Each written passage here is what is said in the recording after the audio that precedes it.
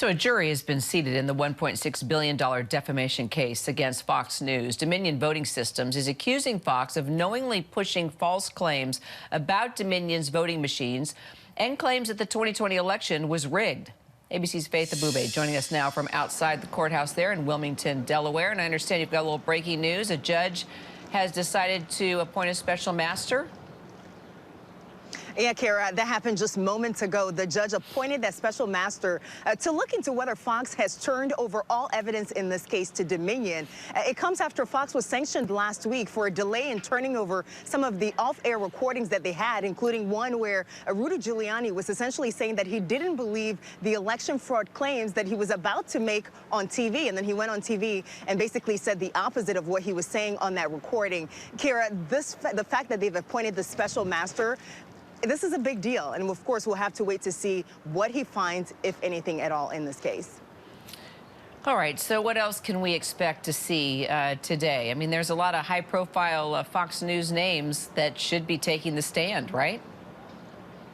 Yeah, and before that, of course, we have the opening statements that are starting in this much-anticipated trial after that 11th hour delay yesterday. So when court gavelled back in this morning, jury selection continued. We now have 12 jurors who were sworn in, 12 alternates also ready to step in whenever they're needed. Now, Dominion, the plaintiff in this case, will have the first chance at the opening statements to tell the jury that Fox knowingly aired false claims about Dominion's voting machines, and that, Fox was saying that the machines rigged the elections in favor of Joe Biden at that time in the 2020 presidential elections. And then, of course, Fox will come in and defend itself. Their attorneys have said that they actually just simply reported on these claims by the former president and his allies because they were newsworthy. And we know that Dominion wants to talk to Sean Hannity, Tucker Carlson, Maria Bartiromo, and other high-profile Fox hosts and executives, including Rupert Murdoch himself, which, again, we're expecting them to testify at some point in this trial, Kira. All right, we'll follow it, Faith. Thank you so much.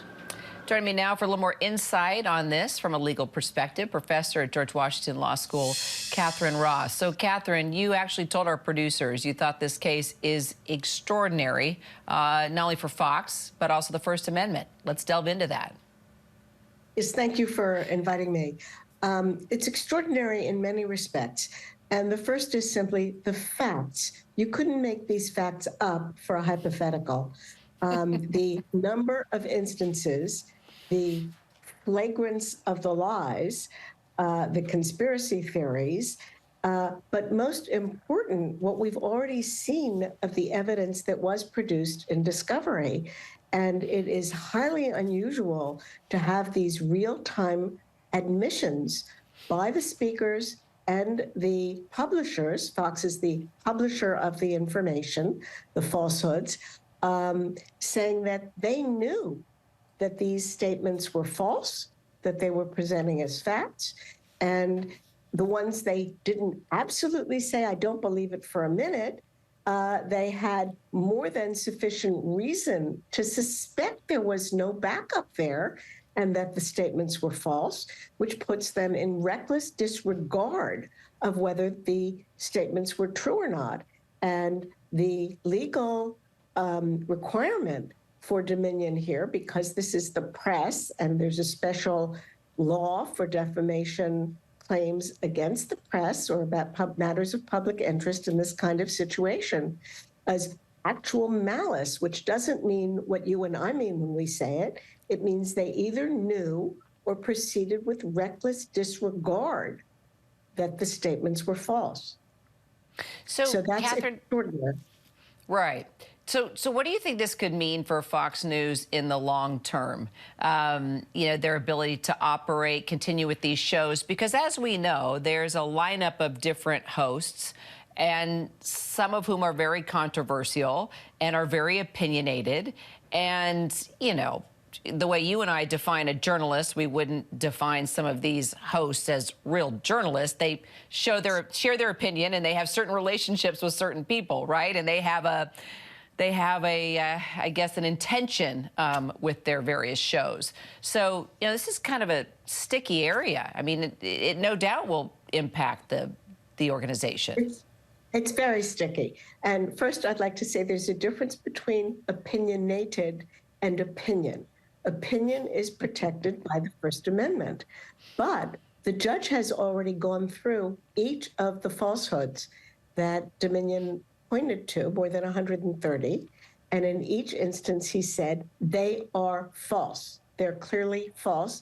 There's nothing left to decide about that. And he also said they're not protected opinion.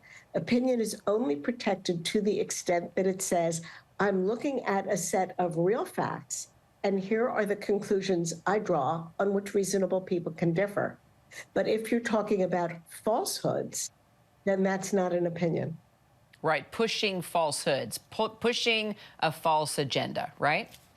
Exactly. So what does that mean for Fox? Fox is very concerned, and we have evidence about this, that their entire business model could collapse because their business model turns out to be, according to their private exchanges, to give the viewers what they want rather than to give the viewers what you and I might call actual news and facts, and to continue to do so if that gets audience attention.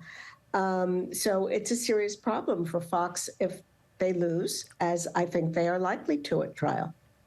Well, we're going to follow it, and I hope you'll follow it along with us and talk with us again. Catherine Ross, thank you so much. Hi, everyone. George Stephanopoulos here. Thanks for checking out the ABC News YouTube channel. If you'd like to get more videos, show highlights, and watch live event coverage, click on the right over here to subscribe to our channel. And don't forget to download the ABC News app for breaking news alerts. Thanks for watching.